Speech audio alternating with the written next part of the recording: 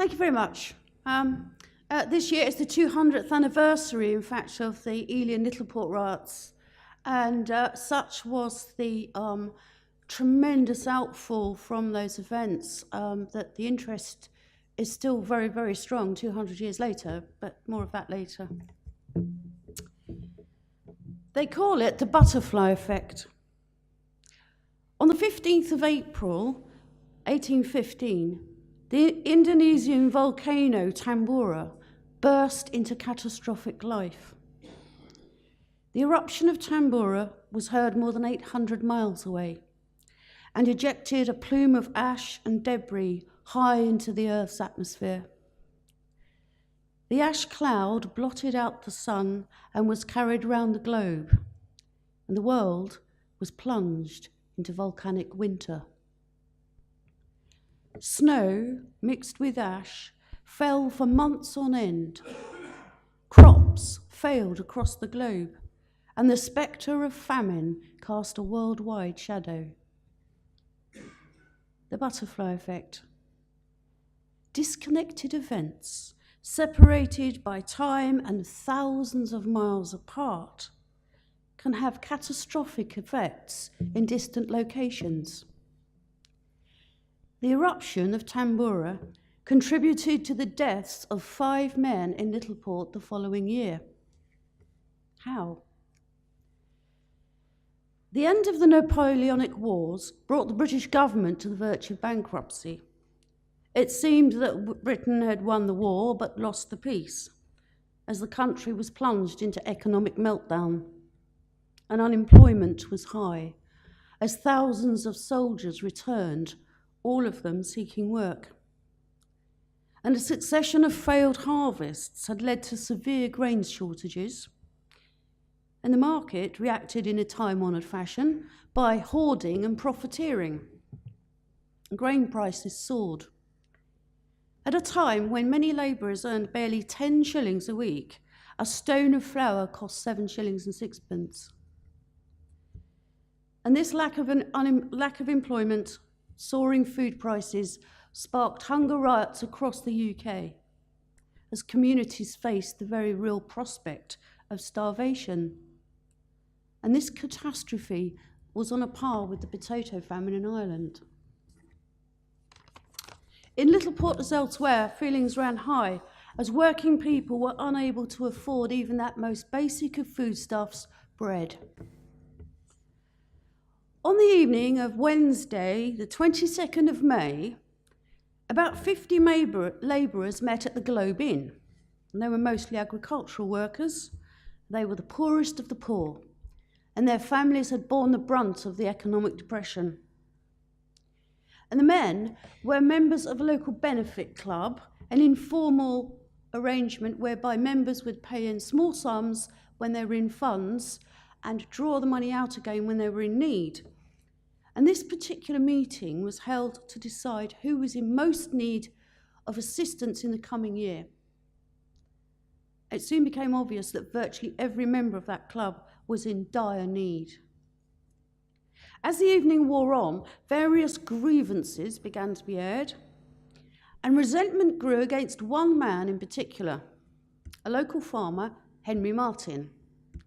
Martin, a harsh and autocratic employer, was unpopular in the extreme. The alcohol-fueled gatherings spilled out into the street, where the noise attracted dozens of other residents. As they gathered, a common purpose emerged. They would go and have it out with the hated Mr. Martin. Now, at some point, fueled by a heady combination of alcohol and righteous indignation, the residents underwent that most terrifying of human transformations. The crowd became a mob, and the Littleport riot had begun. Small gangs broke away from the group and began looting and vandalising shops and houses. These victims were mostly blameless householders, and many were elderly and infirm. During the course of the night, numerous homes and businesses were broken into, looted, and destroyed.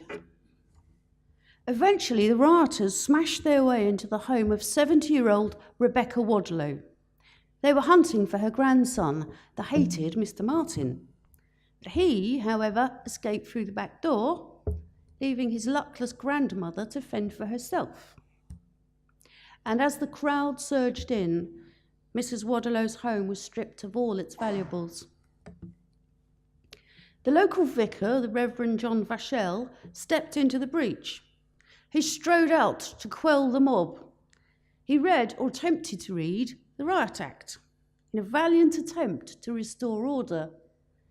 Unfortunately, Vachel was also a deeply unpopular local figure, and his words carried little weight with the crowd.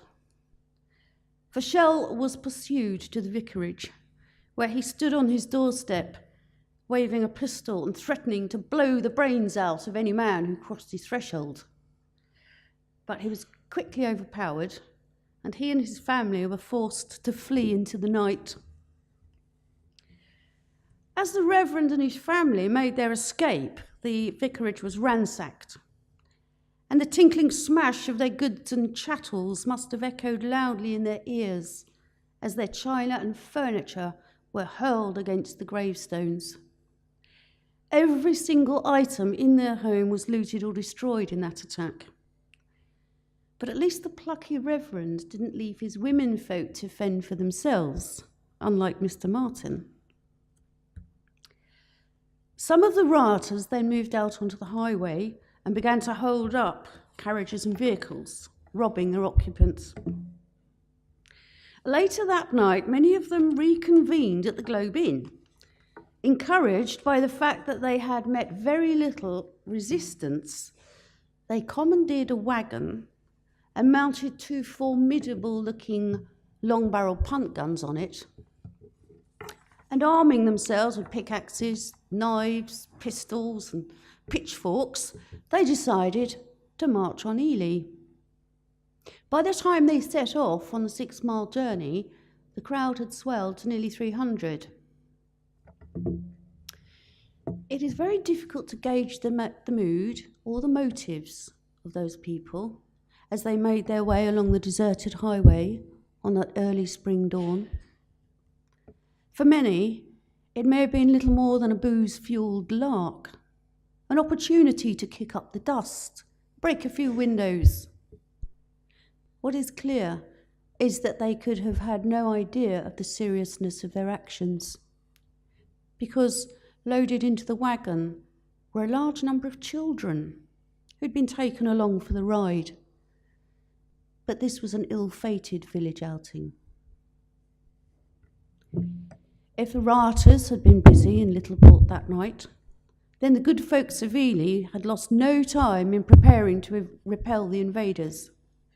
One, Thomas Archer, galloped off to summon the troops from Bury, and dozens of stalwart citizens were hastily sworn in as special constables. As the rioters' wagon rumbled towards the town, the good people of Ely were ready and waiting for them. A delegation set out to meet the mob and prevent their entry into Ely, and the two factions met about half a mile outside the town at about 5 o'clock on the morning of the 23rd of May. A local magistrate, the Reverend Metcalfe, read the Riot Act to the mob and asked them to state their demands.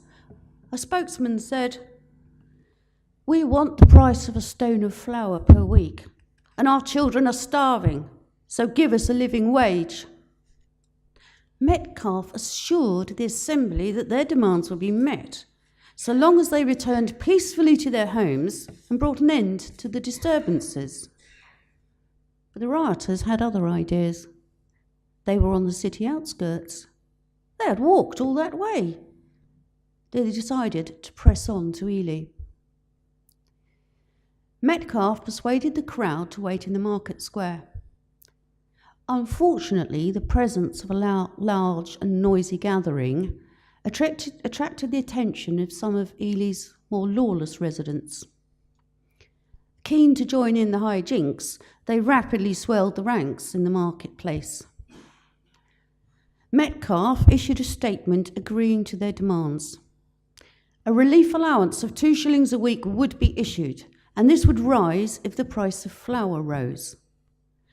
This announcement was received with a resounding 3 cheers from the crowd. But in a misjudged gesture of goodwill, the magistrates ordered that free ale be dispersed to the gathering. And before long, Ely had a large crowd of drunken revellers on their hands. Some began helping themselves to further barrels of beer, and others took advantage of the chaos and began to rob traders and businesses and householders around the city. Once again, premises and individuals were attacked, property was destroyed, and goods were looted. Brewers, bakers, and butchers bore the brunt of the attack this time.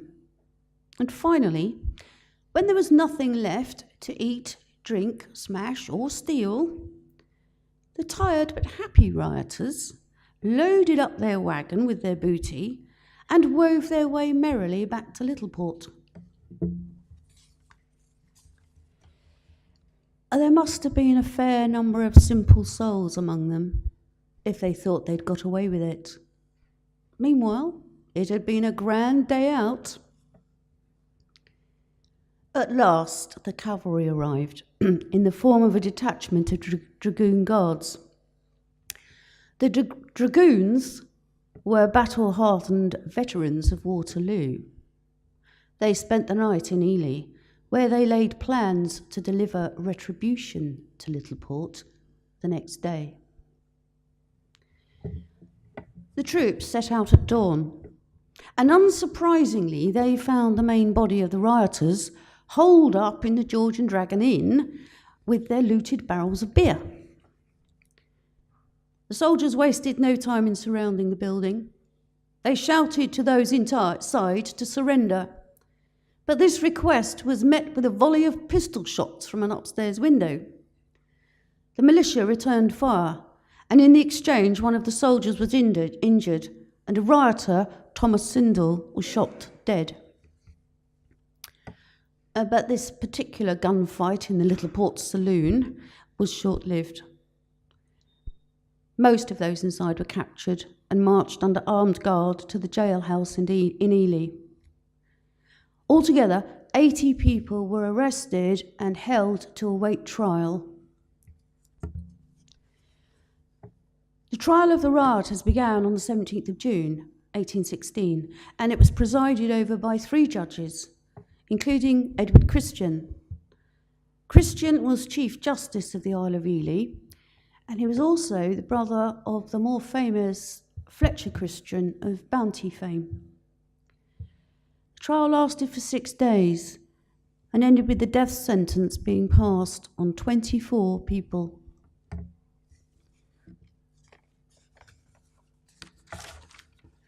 One of these was Sarah Hobbs.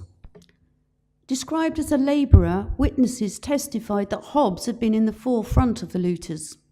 Aged 24, she was the only woman sentenced to death. There was a public outcry at these sentences, and the judges were forced to reconsider. They revised the sentences to 5 condemned to death, 9 transported to penal colonies. The remainder, including Hobbs, were to serve 12 months' imprisonment. The 5 who were to pay the ultimate penalty for their crimes were William Bemis, George Crowe, Isaac Holly, Thomas South, and John Dennis. Dennis was no impoverished land worker. He was landlord of the George and Dragon. He was considered to be better educated than the other rioters, and he was also identified as the chief ringleader. Dennis was also seen brandishing a pistol during the disturbances, although apparently he never fired it. The judiciary wasted no time in carrying out these sentences, and the execution date was set for the 28th of June. Preparations for the hangings were beset with problems. no local business could be found to undertake the construction of the gallows. Eventually, it was built by an anonymous outside firm from Cambridge, and the scaffold was guarded by armed soldiers. At 10 o'clock in the morning of 28th of June, the whole ghastly pageant of judicial execution swung into action. Having already made their private confessions to the bishop's chaplain, the men ascended the black-draped executioner's cart, and the bell of St. Mary's Church began to toll. Accompanied by a large but solemn crowd of about 300 people, the prisoners duly arrived at the scaffold where the 5 men fell to their knees in prayer. Dennis addressed the crowd in what is surely one of the most eloquent gallows speeches ever made, and this is a short excerpt from it.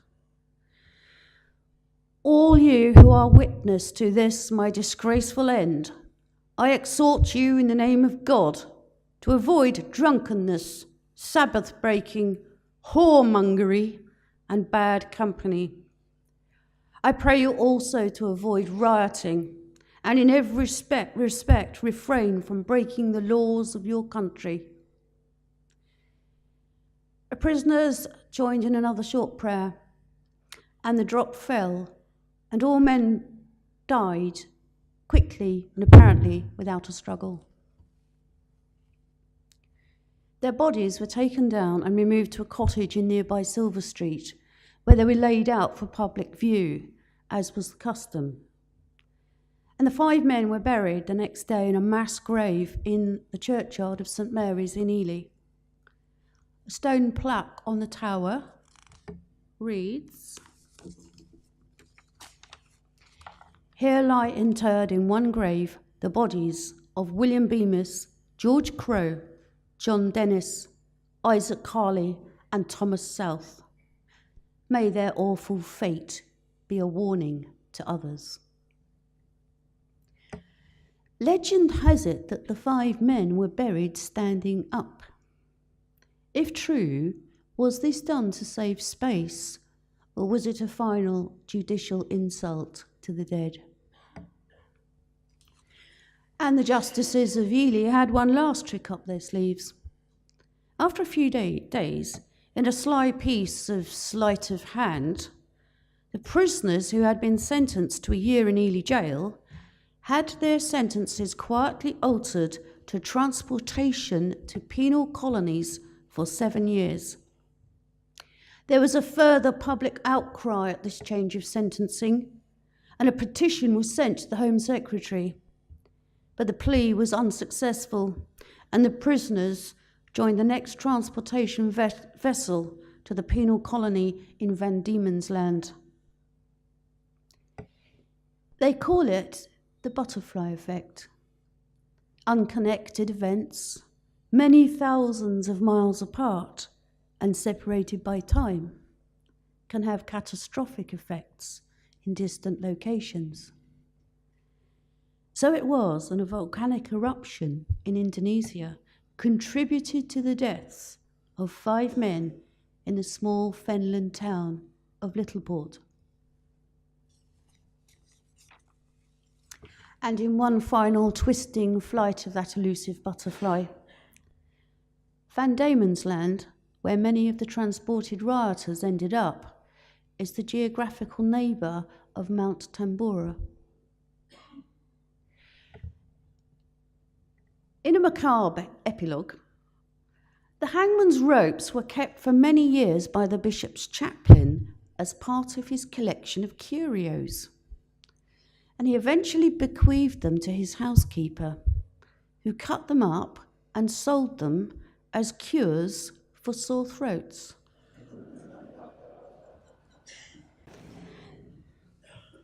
And finally, I would just like to say that earlier this year, as director of the Field Theatre Group, we led a Heritage Lottery funded project to commemorate the 200th anniversary of the riots. And in the course of our work, we made contact with significant numbers of living descendants of those who were involved.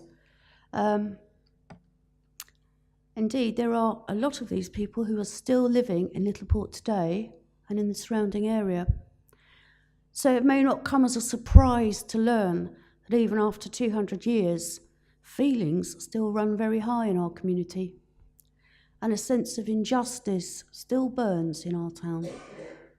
The feeling that these men were hapless scapegoats is widely held, and the men are referred to this day in Littleport as the 5 Littleport martyrs.